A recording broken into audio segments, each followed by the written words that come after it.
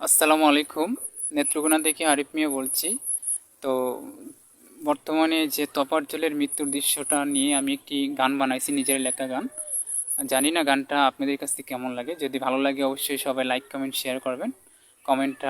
কমেন্টে অবশ্যই আপনাদের মতামত জানাবেন কেমন হয়েছে। যেটা সত্য সেটাই তুলে ধরার চেষ্টা করতেছি। বাংলাদেশে কি ঘটনা ঘটতে আছে ভাই, স্বাধীন করে কেন দেশে স্বাধীনতা নাই?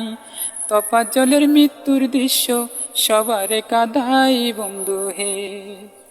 বাংলাদেশে কি ঘটনা ঘটতে আছে ভাই, স্বাধীন করেও কেন দেশে স্বাধীনতা নাই?